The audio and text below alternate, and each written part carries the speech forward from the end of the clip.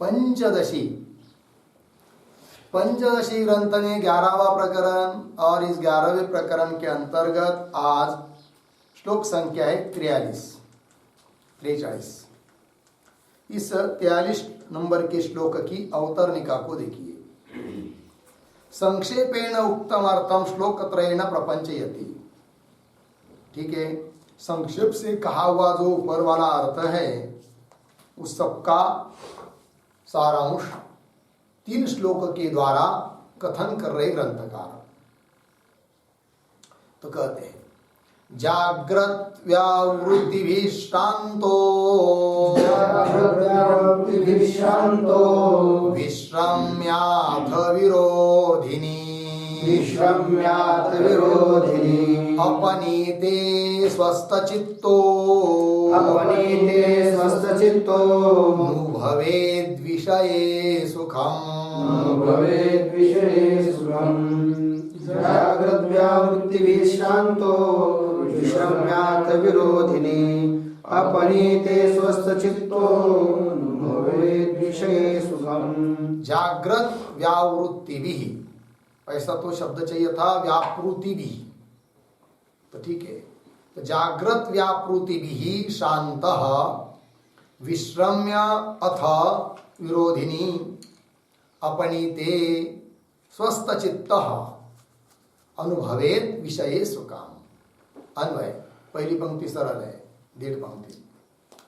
जाग्रत व्यापृतिभिः श्रान्तः विश्रम्य अथ विरोधिनी अपनीते स्वस्थचित्तः विषये सुखम अनुभवेत। अर्थ को देखिए। तो जागृत व्यापृति, व्यापृति कहते व्यापार। तो जीव जागृत का बहुत सारा व्यापार करके थक जाता है, श्रांतः थक जाता है जीव। तो जागृत के व्यापार से थका हुआ जीव विश्राम करता है कि नहीं? तो विश्रम्य लेट जाता है विश्राम करने के लिए। अथ उसके बाद विरोधिनी अपनीते, विरोधी ऐसा जो दुख वह दूर होने पर स्वस्थ चित्त, स्थिर चित्त हो जाता है और उस स्वस्थ चित्त में विषय सुखम अनुभवे, विषय संबंधी सुख का अनुभव करता है जो आसनादि से जन्य है। तो उस विषय सुख का अनुभव कर रहा है। टीका को देखिए। जागृत व्यापृति भी इत्यादि ना, तो जीव जागृत व्यापृति भी, जागृत व्यापृति भी का अर्थ कर रहे हैं जागरण अवस्थायाम क्रियमाणैहि व्यापार विशेषैहि। तो जागरण अवस्था में किया जाने वाला जो व्यापार है उस व्यापारों के द्वारा शांत थका हुआ, फिर विश्रम्य, विश्रम्य प्रति उसका अर्थ कर रहे हैं मृदु शय्यादो शयनम कृत्वा, लेकिन मुलायम ऐसी शैया में लेट जाता है, शयन करने के लिए लेटता है। तो लेटते ही क्या होता है फिर? तो जो उसका दुख था वो हट जाता है, आराम मिलने लगता है। अथ प्रतीक उसका अर्थ कर रहे अनंतराम। उसके बाद विरोधिनी अपनीते ऐसा आया है, तो विरोधिनी प्रतीक, विरोधिनी का अर्थ कर रहे हैं व्यापार जनिते दुखे, व्यापार से उत्पन्न हुआ जो दुख वह विरोधी है, वह अपनीते निवारिते, अपनीते का अर्थ कर दिया निवारिते सती, निवारण होने पर, हट जाने पर, ठीक है ना? तो क्या होता है? स्वस्थ चित्त, मतलब अव्याकुल मना भूतवा। जो काम कर रहा था दिन भर व्याकुल था, बहुत परेशानी में था, अब आ गया, हाथ पैर धो दिया, भोजन कर लिया और आसन शैया पर लेट गया, पंखा चालू कर दिया, तो बोलता है वाह बहुत ठीक हो लग रहा है अभी, तो स्वस्थ चित्त हुआ। ठीक है, तो स्वस्थ चित्त होना मतलब अव्याकुल मना, मन की व्याकुलता नहीं रही। तो अव्याकुल मन वाला होकर शय्यादौ, उस शैया में विषये जायमानम सुखम अनुभवेत, है कि नहीं? विषये प्रति, तो कह रहे जायमानम सुखम, विषयों से उत्पन्न होने वाला सुख, उस मुलायम तल्प आदि से उत्पन्न होने वाला जो सुख है उसको अनुभवे, अनुभवेत अर्थात साक्षात साक्षात करता है, तो वो तो विषय सुख हुआ, ठीक है ना। किंतु जब नींद लग जाती है तो उसके बाद का जो सुख है वो सुख विषय सुख नहीं है, ठीक है। वो कह रहे आगे आगे के श्लोक क्या उतरने का, विषय सुखम च कीदृशम इति आकांक्षायाम तत्स्वरूपम दर्शयन् परे सुखे निमज्जन निमित्तत्वेन तद अनुभवे अपि श्रमम दर्शयति, ठीक है जी। तो विषय सुखम च कीदृशम, अभी ऊपर बताया वो विषय सुख होने लगता है, तो उस विषय सुख का स्वरूप क्या है, आकार क्या है, ऐसे जानने की इच्छा होने पर उसको अब कह रहे आगे के श्लोक से विषय सुखम च कीदृशम, विषय सुख किस प्रकार का होता है, इति आकांक्षायाम, ऐसी जानने की इच्छा होने पर तत्स्वरूपम दर्शयन, तत्स्वरूपम तत् विषय सुख स्वरूपम, विषय सुख का स्वरूप दिखाते हुए ग्रंथकार दिखा रहे हैं, और वो दिखाते हुए फिर इस बात को भी बताएंगे कि उस विषय सुख को भी छोड़कर पर सुख में, निरतिशय सुख में चला जाता है निद्रा में।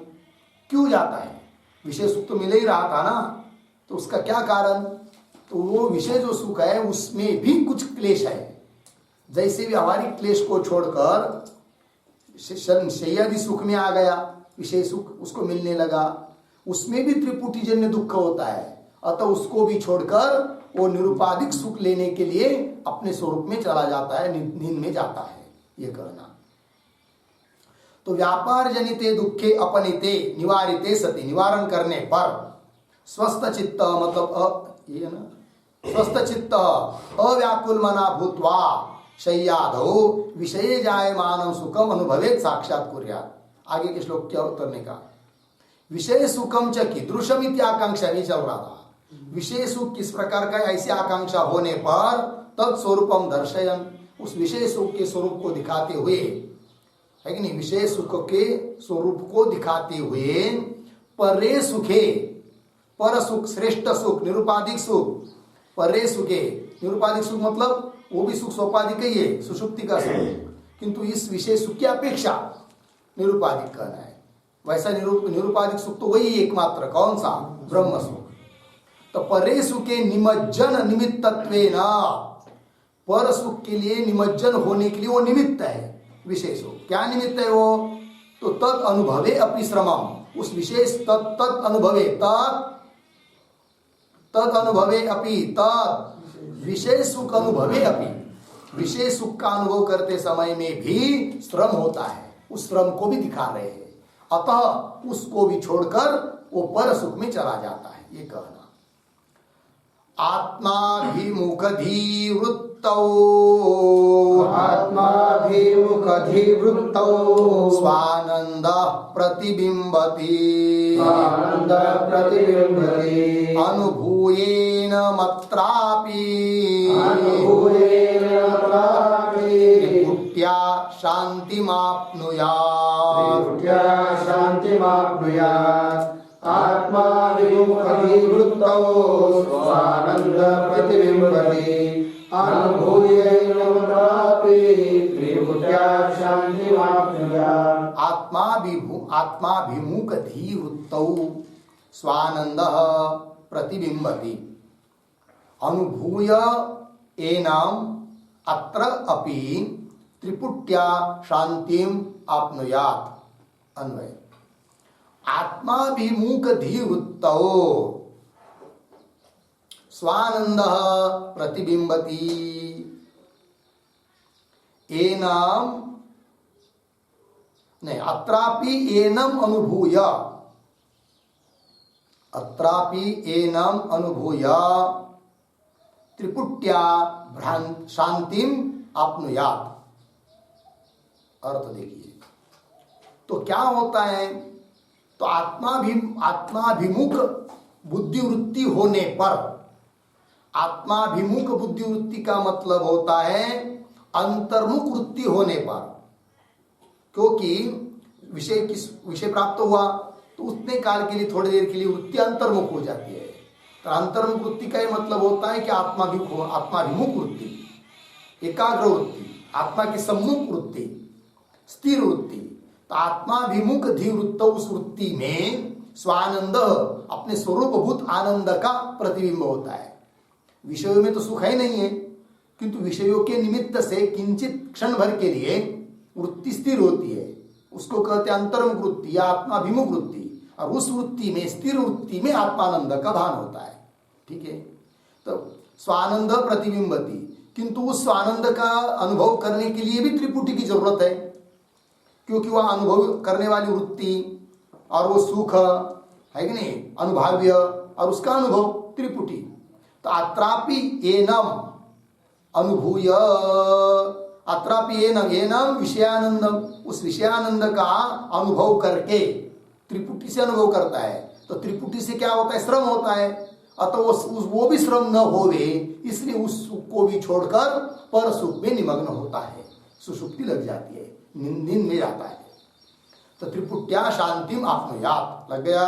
चलिए टीका, आत्मेति अनागत विषय संपादनादिना दुखम अनुभूय तन्निवृत्तये मृदुशय्यादौ शयानस्य बुद्धिः अंतर्मुखा भवति, तस्याच बुद्धिवृत्तौ स्वरूपभूत आनंदः स्वाभिमुखे दर्पणे मुखम इव प्रतिबिंबति।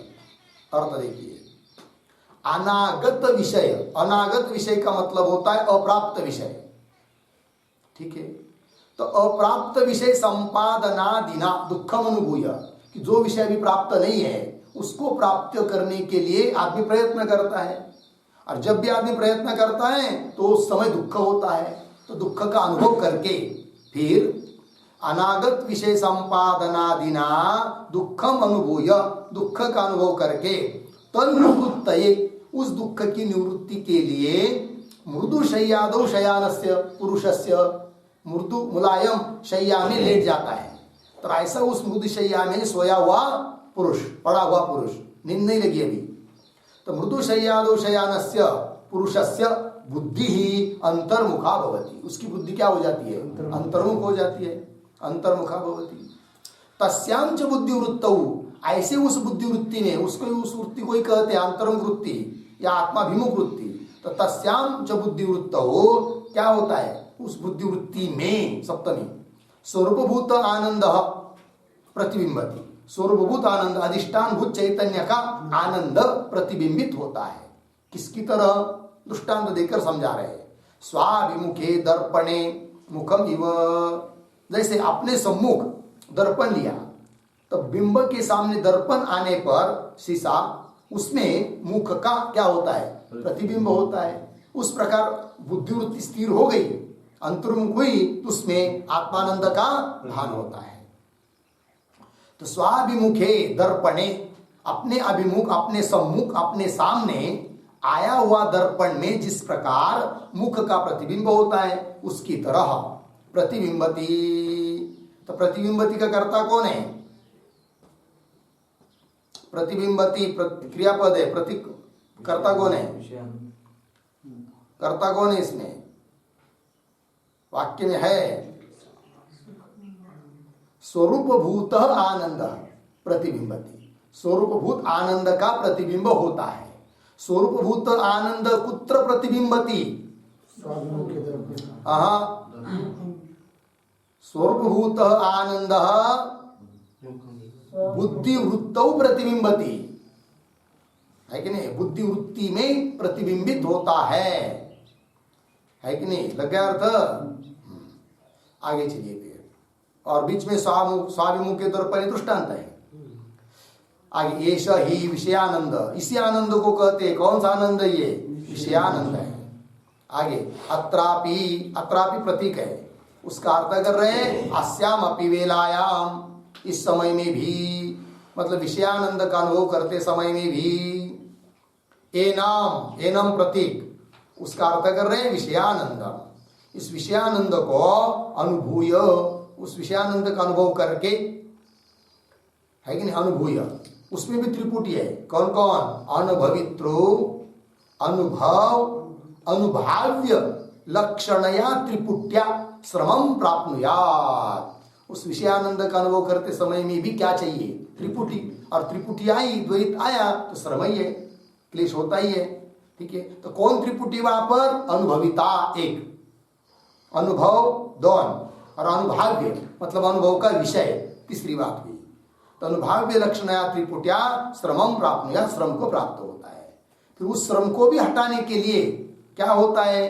तो कह रहे ततः किम, तत्र आह, आगे ततः मतलब त्रिपुटी जन्य श्रम प्रापणेन किम, त्रिपुटी जन्य जो श्रम प्राप्त हो रहा है उससे भी क्या किम भवति?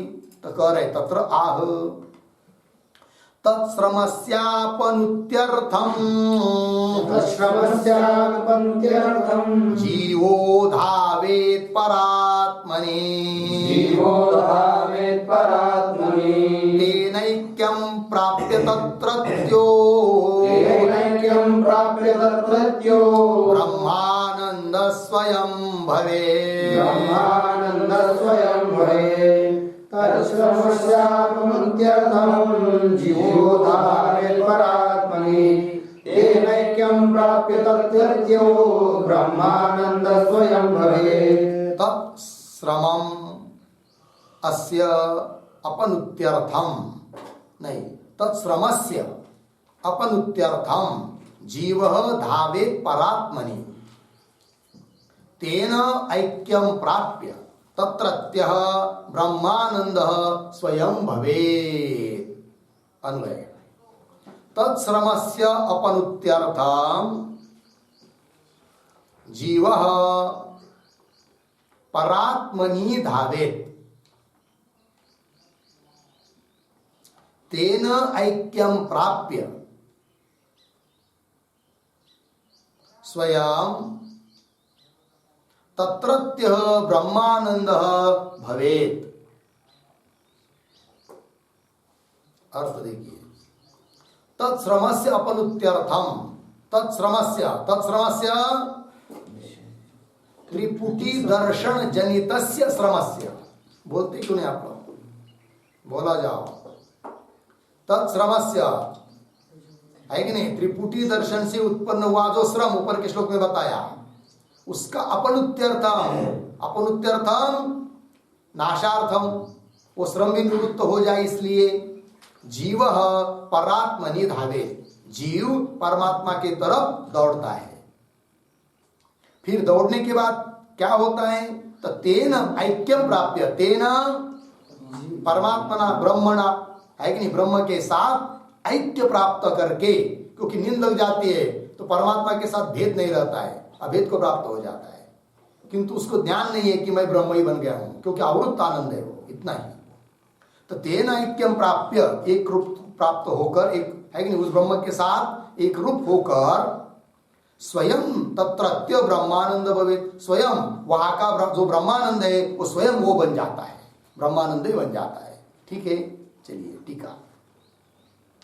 तत्श्रमस्यैति तस्य, तत्श्रमस्य इसकी व्याख्या कर रहे हैं, तस्य त्रिपुटी दर्शन जनितस्य श्रमस्य, उस त्रिपुटी के दर्शन से जनित उत्पन्न जो श्रम, उस श्रमस्य अपनोदाय, अपनोदाय, अपनोदाय निवृत्ति के लिए, नष्ट करने के लिए, स एव जीव, वही जीव परमात्मनि, परमात्मनि का अर्थ कर रहे आनंद रूपे ब्रह्मणि, उस आनंद रूप ब्रह्म में धावित, धावित का अर्थ कर रहे हैं शीघ्रम गच्छेत्, है कि नहीं, बहुत जल्दी दौड़कर चला जाता है।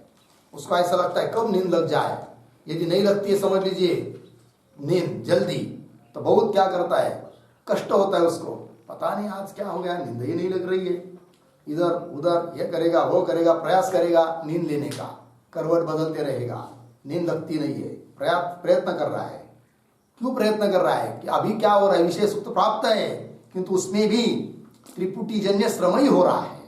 अतः वो चाहता है मैं परमात्मा के साथ एक रूप होकर ब्रह्मानंद का अनुभव करूं, इसलिए नींद को चाहता है कि नहीं? यदि लगी, समझ लीजिए किसी को नींद न लगने की बीमारी हो गई तो क्या करता है? फिर अस्पताल में जाता है दवा लेने के लिए कि नींद लग जाए करके।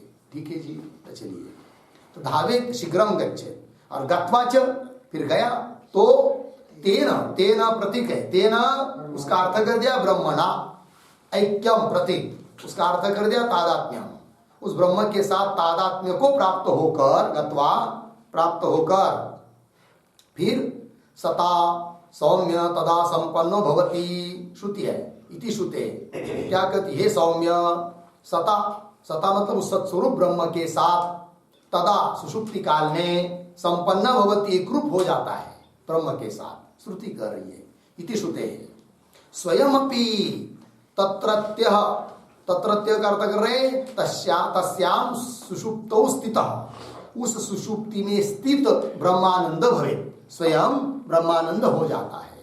लग गया अर्थ? चलिए आगे के श्लोक के उत्तर ने कहा, अस्मिन् उपपादिते सौषुप्ते आनंदे शकुन्यादय बहव दृष्टान्तः श्रुत्युक्ताः विद्यन्ते इत्याह। ठीक है, अस्मिन् उपपादिते सौषुप्ते आनंदे, इस कथन की वे सुषुप्ति के आनंद के बारे में, उस आनंद को समझाने के लिए, सौषुप्ते आनंदे, सुषुप्ति जन्य आनंद, उस आनंद को समझाने के लिए श्रुति ने बहुत दृष्टांत दिया है। कौन कौन? शकुन्यादय बहव दृष्टांता श्रुत्युक्ता, बहुत सारे दृष्टांत श्रुति ने बताया है।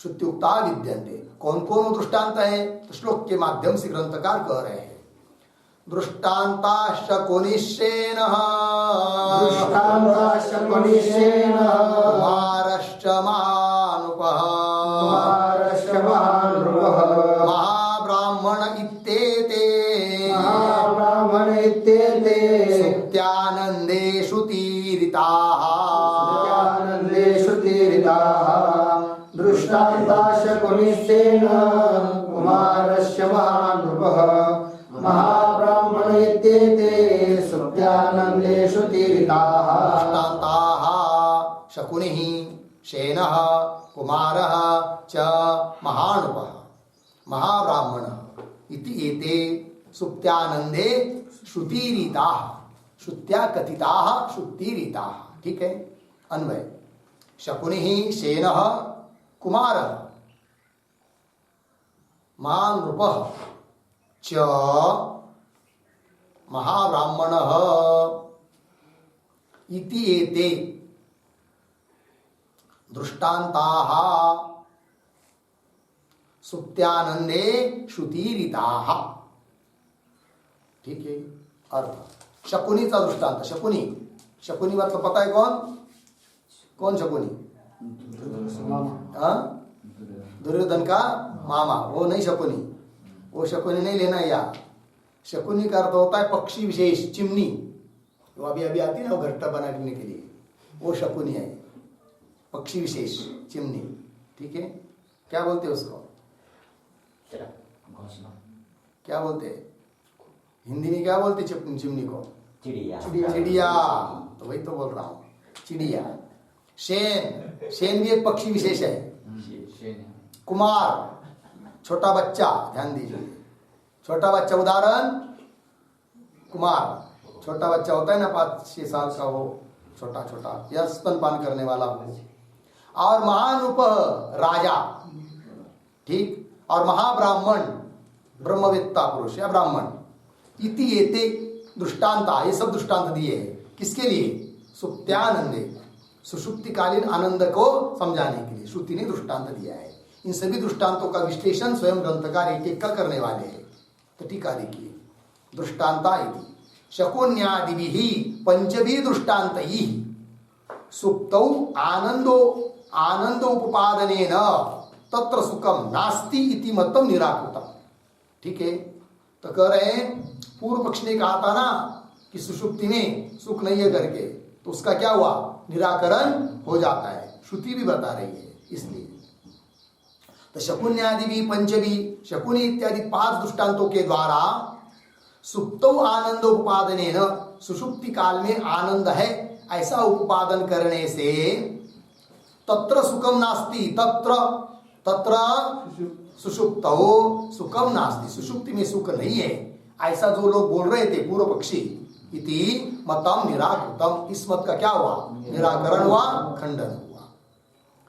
चलिए आगे के श्लोक के अवतरने का, तत्र तावत, वो श्रुति कौन है भाई? कि जिस श्रुति में ये 5 दृष्टांत दिया है, तो श्रुति को कर रहे अभी। स यथा शकुनिः सूत्रेण प्रबद्धो दिशम दिशम पतित्वा अन्यत्र आयतनम अलब्ध्वा बंधनम एव उपाश्रयते एवमेव खलु सौम्य तन्मनः दिशम दिशम पतित्वा अन्यत्र आयतनम अलब्ध्वा प्राणम एव उपाश्रयते। श्रुति है। तो प्राण बंधनम ही सौम्य मनः यहाँ तक। इति अस्य दृष्टांत दाष्टान्तिक प्रतिपादन परस्य, इसमें दृष्टांत भी बताया है, दाष्टान्त भी बताया है। तो दृष्टांत और दाष्टान्त को प्रतिपादन करने वाली छांदोग्य श्रुति वाक्यस्य, छांदोग्य श्रुति के वाक्य का अर्थम संक्षेपेण दर्शयति। उस श्रुति के अर्थ को संक्षेप में दिखा रहे ग्रंथकार 3 श्लोकों के माध्यम से, श्लोक नहीं 2 श्लोकों से, श्लोक द्वयेन दर्शयति, श्लोक द्वयेन। ठीक है। वो श्रुति क्या है भाई? तो श्रुति को पहले देखेंगे। स यथा शकुनी, जिस प्रकार वह शकुनी नाम का पक्षी सूत्रेण प्रबद्ध, सूत्रेण धागा दोरा, दोरे से उसका पैर को बांध दिया और खिड़कियों को कहीं पर बांध दिया, फिर वो क्या करता है? दौड़ना चाहता है, इधर घूमने के लिए उधर घूमने के लिए चाहता है, किंतु जा नहीं पाता है।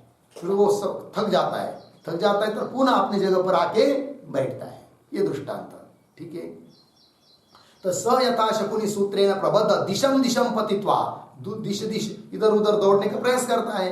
तो पतित्वा अन्यत्र आयतनम, अन्य जगह आयतन स्थान अलब्ध्वा, बैठने के लिए या उचित स्थान न मिलने के कारण पुनः बंधन में उपास रहते, जहां पर बांधा है वहीं पर आकर बैठ जाता है। बंधन में उपास रहते, आश्रय करता है। अदृष्टांत हुआ। एवं एवं खलु, सिद्धांत बता रहे आप, दाष्टांत। इसी प्रकार हे सौम्य तन्मनः, तन्मन अर्थात मनोपाधिक जीव, मन शब्द से क्या? मन है उपाधि, जिसके ऐसा जीव लेना है। तो दिशम दिशम पतित्वा, बहुत सारी दिशा को अर्थात बहुत सारे सुख दुख रूप दिशा को जा जाकर, इधर सुख मिलेगा उधर सुख मिलेगा, शादी करेगा सुख मिलेगा, नौकरी करेगा सुख मिलेगा, इधर सुख मिलेगा उधर मिलेगा, दिन भर दौड़ता है, कहीं सुख नहीं मिलता। फिर रात में पुनः अपने स्थान में आकर सो जाता है। पूरा दिन खुलता है तो लगता है चलो फिर इधर सुख होगा उधर सुख, दौड़ता है कहीं सुख नहीं मिलता है, पूर्ण रात में आकर सुख में आ जाता है। कल ये दृष्टांत है।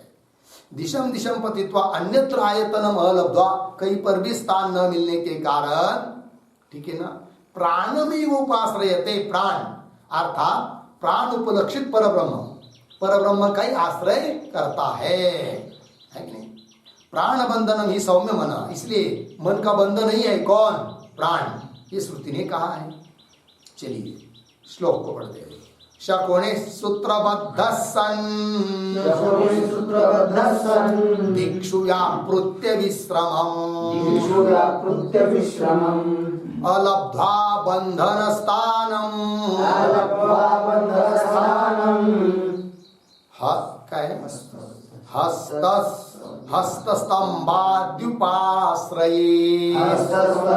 हस्तस्तंभाद्युपाश्रये शकुनि सूत्रबद्ध सन् दिक्षु व्यापृत्य विश्रमम् अलब्ध्वा बन्धनस्थानं हस्तस्तंभाद्युपाश्रये।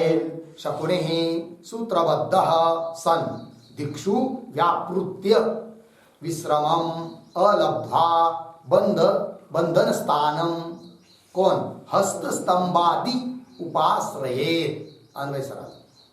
शकुनि नाम का पक्षी, चिड़िया, सूत्रबद्ध, सूत्र से धागे से उसको बांध दिया उसके पैर को। तो सन दिक्षु, दिशा दिशाओं में, व्यापृत्य व्यापारम कृत्वा, दौड़ने का प्रयास करती बिचारी। और विश्रमम अलब्ध्वा, विश्रम कहते आधार, कहीं पर भी उसको आधार न मिलने के कारण विश्रमम अलब्ध्वा बंधन स्थानम, तो जहां पर बांधा है उसको वहीं पर फिर कहां पर? उदाहरण, हाथ में पकड़ा है उसका धागा अथवा किसी खाम को बांध दिया है तो उसी खाम या हाथ पर आकर बैठ जाती है। कौन? वो चिड़िया शकुनी। हस्तस्तंभादि उपाश्रये। टीका। शकुनी रीति हस्तादौ क्वचित आधार सूत्रेण बद्ध है। हस्तादि, हस्त हाथ या कहीं पर भी क्वचित आधार सूत्रेण बद्ध, कहीं पर बांधा हुआ है शकुनी, बद्ध शकुनी, शकुनी प्रतीक है, उसका अर्थ कर पक्षी। आहारादि ग्रहणाय, आहार आदि प्राप्त करने के लिए दिक्षु, दिक्षु का अर्थ कर रहे प्राच्या दिशा, प्राची पूर्व पश्चिम आदि दिशा को व्यापारम कृत्वा बहुत दौड़ने का प्रयास करती है, किंतु तत्र विश्रमम, विश्रमम का अर्थ कर रहे विश्रम्यते अस्मिन् इति विश्रमः अर्थात आधार, जहां पर विश्राम लिया जाता है उसको बोलते विश्रम अर्थात आधार। आधार तम अलब्ध्वा, उस आधार को न प्राप्त करके, अलब्ध्वा बंधन स्थानम, पुनः बंधन स्थान को ही प्राप्त हो जाती है, वो कौन? चिड़िया। तो बंधन स्थानम हस्तादिकम एव यथा आश्रय, जैसा आश्रय करती है। ये दृष्टांत हुआ। अब सिद्धांत, जीवोपाधि मनस्तद्वा, जीवोपाधि मनस्तद्वा धर्माधर्म फलाप्तये, धर्माधर्म फलाप्तये स्वप्ने जागृति च भ्रान्त्या, स्वप्ने जागृति च भ्रान्त्या भ्रान्त्वा क्षीणे कर्मणि लीयते, क्षीणे कर्मणि लीयते। जीवोपाधि मनस्तद्वा धर्माधर्म फलाप्तये स्वप्ने जागृति च भ्रान्त्वा क्षीणे कर्मणि लीयते। जीवोपाधि मनः तद्वत् धर्माधर्म फलाप्तये स्वप्ने जागृति च भ्रान्त्वा क्षीणे कर्मणि लीयते। अन्वय देखिए, तद्वत् जीवोपाधि मनः धर्माधर्म फलाप्तये स्वप्ने जागृति च भ्रान्त्वा कर्मणि क्षीणे लीयते। अर्थ को देखिए, तद्वत ऊपर दिए हुए दृष्टांत की तरह जीवोपाधि मन, जीव है मन है उपाधि जिसकी, ऐसा जीव है कि नहीं, जीवोपाधि मन धर्माधर्म फलाप्तये, धर्म और अधर्म इसका फल जो सुख दुख उसको प्राप्त करने के लिए स्वप्ने जागृति च भ्रांत्वा, स्वप्न में और जागृत में क्या होता है, भ्रमण करता है, थक जाता है, फिर भ्रांत्वा भ्रमण करके फिर जब कर्म क्षीण हो जाता है उस दिन का, कर्मणि क्षीणे, कर्म क्षीण हो जाने के बाद लीयते, सुषुप्ति में लीन हो जाता है। ठीक, टीका, तथा जीवोपाधि भूतम मन, जीव उपाधि वाला जो मन, मन अपि पुण्य पुण्य फलयो हो, पुण्य और अपुण्य, अपुण्य अर्थात अधर्म पाप, पुण्य अपुण्य का फल जो सुख दुख यो हो अनुभवाय, सुख दुख का अनुभव करने के लिए स्वप्न जागृत अवस्थयो हो, स्वप्न और जागृत अवस्था में तत्र तत्र भ्रांत्वा, भ्रांत्वा मतलब व्यापारम कृत्वा, व्यापार करके भोग प्रदे कर्मणि क्षीणे सति, भोग देने वाला कर्म जब क्षीण हो जाता है, समाप्त हो जाता है उस दिन का, तब सोपादाने अज्ञाने, अपना ही उपादान कारण, उस मन का उपादान कारण जो अज्ञान, सुषुप्ति अज्ञान, उस अज्ञान में विलीयते, लीन हो जाता है। और तल्लये च तदुपहित जीव, तल्लये, तल्लये तल, तद मन, मन का लय होता है कि नहीं, तल लय मन, लय मन का लय होने पर तदुपहित जीव, तदुपहित तद मन उपहित, मन उपाधि से युक्त जो जीव परात्मा एव भवति इत्यर्थ। मन के कारण अलग से दिखाई दे रहा है जीवात्मा, जब सुषुप्ति में मन अपने कारण अज्ञान में लीन हो जाता है तो उस मन उपाधि वाला जीव भी क्या हो जाता है, परमात्मा ही बन जाता है, क्योंकि भेद करने वाली उपाधि रही नहीं तो परमात्मा ही बन गया सुषुप्ति काल में। तो चलिए आगे, इदानीम शेन दृष्टांत प्रपंचन परस्य, अब शेन दृष्टांत का, शेन का दृष्टांत है कि नहीं, उस पांच दृष्टांत में शकुनी का एक हुआ, दूसरा दृष्टांत हुआ कौन सा, शेन पक्षी का। तो उस शेन पक्षी का जो दृष्टांत है, उस दृष्टांत का प्रपंचन परस्य, प्रपंचन मतलब वर्णन, उसका वर्णन करने वाली भी श्रुति है, उस श्रुति को वह बता रहे अभी। इदानीं शेन दृष्टांत प्रपंचन परस्य श्रुति कौन श्रुति तद यथा अस्मिन् आकाशे शेनः वा सुपर्णो वा विपरिपत्य शान्तः सहत्य पक्षौ स्वालयाय एव ध्रियते एवं एव अयं पुरुषः एतस्मा मतलब एतस्मै आनंदाय धावति यत्र सुप्तः न कंचन कामं कामयते न कंचन स्वप्नं पश्यति इति अस्य बृहदारण्यक वाक्यस्य अर्थम संक्षिप्य आह। इस बृहदारण्यक उपनिषद का जो वाक्य है उस वाक्य का अर्थ संक्षेप में बता रहे हैं श्लोक के माध्यम से। कौन? ग्रंथकार। क्या है वो अर्थ? श्लोक श्रुति क्या है वो? तो देखिए फिर पुनः तद यथा अस्मिन् आकाशे, इस आकाश में शेन नाम का पक्षी शेन किंवा सुपर्ण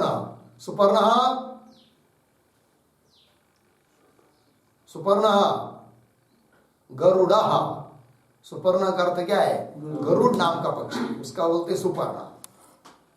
बहुत बड़े पंख होते हैं उसके, बहुत उसका वेग होता है।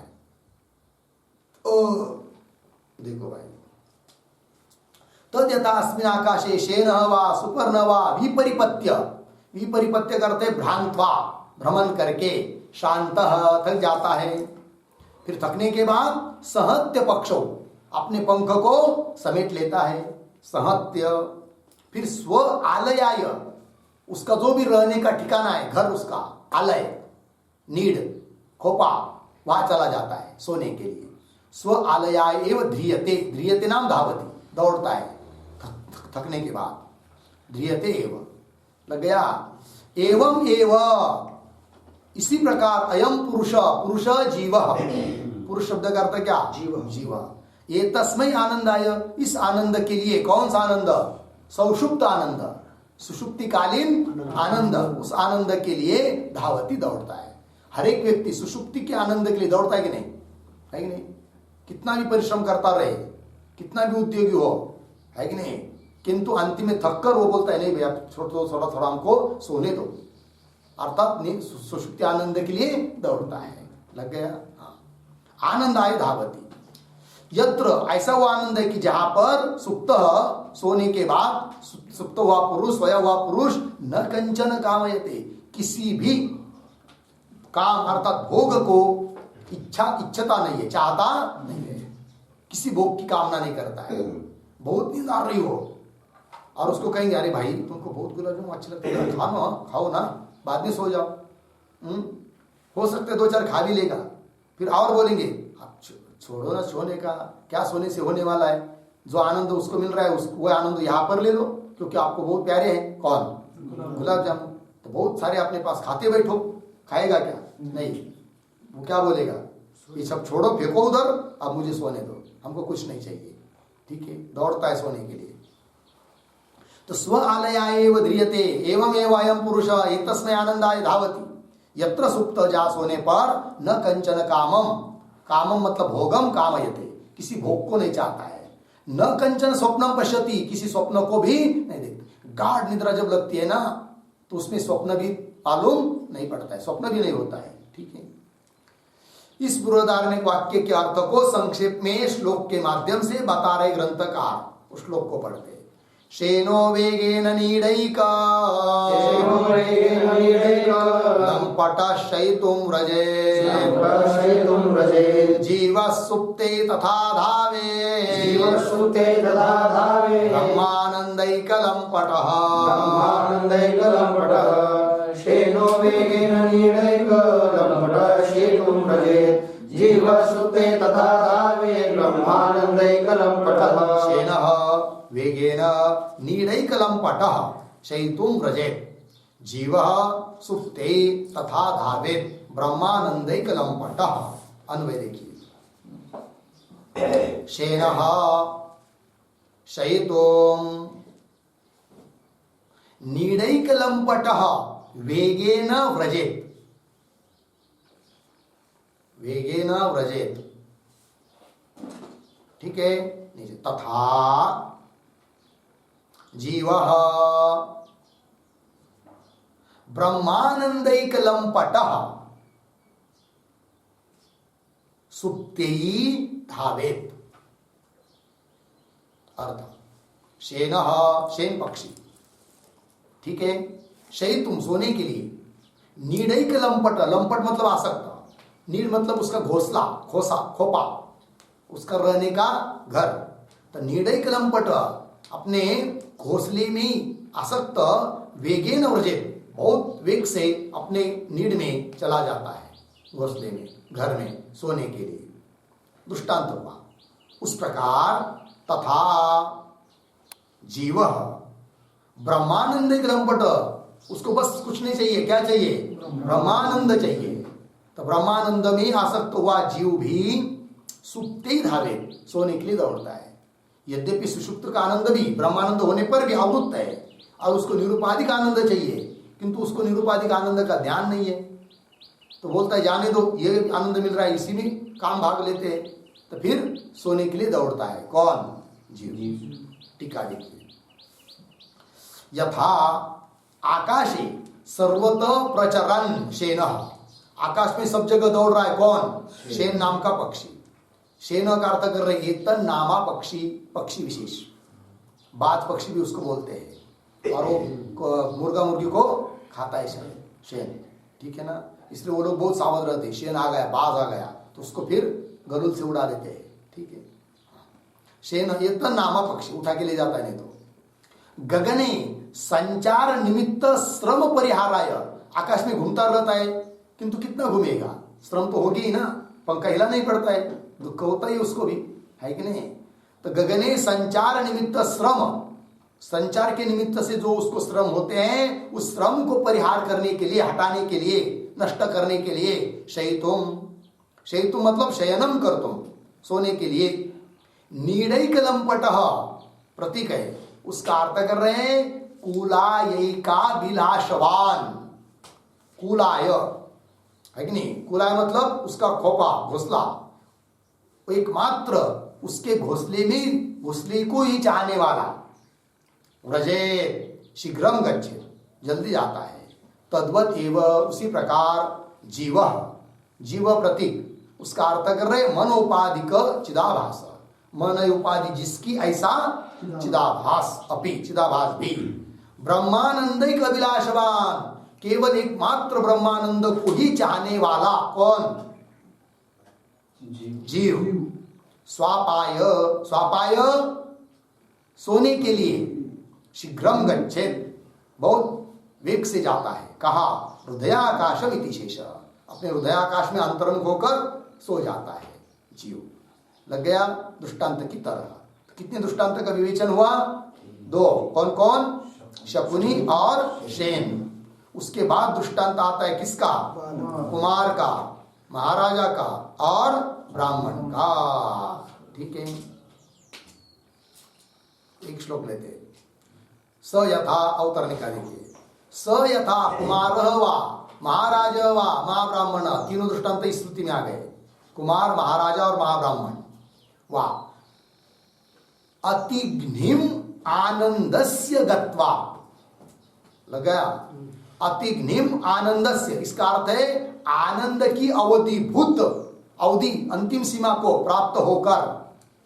अतिघ्निम आनंदस्य, आनंदस्य अतिघ्निम, आनंद की मर्यादा, आनंद की अवधि, सीमा, उसको प्राप्त होकर गत्वा शयितः, शयित सो जाता है, शयित। एवं एव एषः, एषः जीवः, एतत् चेते, यह जीव भी सो जाता है। इति कुमारादि दृष्टांत त्रय प्रदर्शन परम, कुमारादि तीन दृष्टांत का दिखाने के लिए परायण, तत्पर बालाकी ब्राह्मण गत वाक्यम, बालाकी ब्राह्मण में आया हुआ वाक्य, अर्थात बालाकी ब्राह्मण नाम का प्रकरण है बृहदारण्यक उपनिषद में, वहां का जो वाक्य है, उस वाक्य को श्लोक त्रयेन व्याचष्टे, तीन श्लोक के द्वारा उसकी व्याख्या कर रहे हैं। अतिबालस्तनं पीत्वा, अतिबालस्तनं पीत्वा मृदुशय्यागतो हसन्, मृदुशय्यागतो हसन् रागद्वेषाद्यनुत्पत्ते, रागद्वेषाद्यनुत्पत्ते आनन्दैक स्वभाव भाव, आनन्दैक स्वभाव भाव, अतिबालस्तनं पीत्वा मृदुशय्यागतो हसन् रागद्वेषाद्युत्पत्तेनानन्दैकस्वभावभाक् अतिबालः स्तनं पीत्वा मृदुशय्यागतः हसन् रागद्वेषादि अनुत्पत्ते आनंदिक स्वभाव भाग। अन्वय सरल है। अतिबाल अतिशय छोटा बच्चा, अतिबाल इसलिए दिया कि बड़े बालक पर अतिव्याप्ति न हो, ठीक है, इसलिए कह दिया क्या अतिबाल। हाँ, तो अतिबाल स्तनम पीत्वा, माँ का स्तन पीकर, है कि दूध पीकर, फिर माँ क्या करती उसको मुलायम ऐसी शैया पर सुला देती है। तो मृदु शय्यागता, गया लेट दिया, हंसने लगता है अब से आप अपने, हाँ, क्योंकि पेट भर गया है, और मृदु शैया पर लेट दिया तो हंसता है फिर। तो मृदु शय्यागत हसन। फिर राग द्वेषादि अनुत्पत्ति, उसमें कोई राग द्वेष नहीं है, न किसी के प्रति राग है न किसी के प्रति द्वेष है कि नहीं। तो राग द्वेषादि अनुत्पत्ति, वो उत्पन्न न होने के कारण केवल आनंदिक स्वभाव भाव, केवल आनंदात्मक स्वभाव का वो भागीदार है, केवल आनंद में रहता है। इसलिए छोटा बच्चा क्यों आनंदी दिखता है कि उसमें कोई राग द्वेष उत्पन्न नहीं हुई है, ठीक है कि नहीं, इसलिए आनंद में रहता है। इसका मतलब राग द्वेष ही खतरनाक है, यही व्याकुल बनाते हैं आदमी को, ठीक है ना। जैसे जैसे हम लोग राग द्वेष को कम करते जाएंगे ना, उतने उतने आनंद में चले जाएंगे। लग गया अर्थ? चलिए टीका। अति बाल इत्यादि ना यथा स्तनंदय, स्तनपान करने वाला शिशु, छोटा बच्चा, आगलम स्तनम पाययित्वा, उसको माँ दूध पिलाती है, कितना आगलम, गले तक दूध पिलाती है, लेकिन उसको पता नहीं रहता कितना पीना, तो माँ तो जबरदस्ती उसको पिलाती रहती, वो भी पीता रहता है बेचारा, है कि नहीं, चूस चूस के। हाँ, आगलम, गले तक, कंठ तक, स्तनम पायित्वा, पिलाकर, मृदु शय्यादि गुण योगिनी, मुलायम ऐसी गुण से युक्त ऐसी योगिनी, तल्पे, तल्प का विशेषण है, मृदुत्वादि गुण योगिनी तल्पे, मृदु इत्यादि गुण से युक्त, योगिनी मतलब युक्त, तल्पे, तल्पे मतलब शैया, उस शैया पर शायित, सुला दिया उसको। फिर स्वकीयादि ज्ञान शून्यत्वेन, उसको कुछ ज्ञान नहीं है, स्वयं का भी ज्ञान नहीं है उसको, है कि नहीं, दूसरे का भी ज्ञान नहीं है, ठीक है ना, इसलिए उसको राग द्वेष भी नहीं होता है। जा रहा है कहीं को भी पकड़ने का प्रयास करेगा, ठीक है ना, उसको पता नहीं है क्या चीज है करके, उसको लगता है कोई खिलौना ही है, पकड़ने का प्रयास करेगा, और कोई भी चीज पकड़ेगा क्या करेगा, उसको बस मुंह में डालता है, कोई भी चीज मिली तो मुंह में डालता है, वो पता नहीं उसको क्या लगता है, वो ऐसा लगता है खाने की चीज है, खिलौना हो तो भी लेगा तो मुंह में डालेगा। चलिए, स्वकीयादि ज्ञान शून्यत्वेन रागादि रहित सन, रागादि से रहित हो जाता है। फिर कैसा, सुख मूर्ति एवं अवतिष्ठते, जैसे कि सुख की मूर्ति बनकर रही वो रहता है। कौन? बालक। बालक का दृष्टांत उसका विस्तार किया। अब दृष्टांत है बाकी दोनों, और कौन कौन कौन, महाराजा का और महाब्राह्मण का। लेना है क्या? चलो फिर करें। ओम पूर्णमदः पूर्णमिदं पूर्णात् पूर्णमुदच्यते पूर्णस्य पूर्णमादाय पूर्णमेवावशिष्यते। ओम शांति शांति शांति।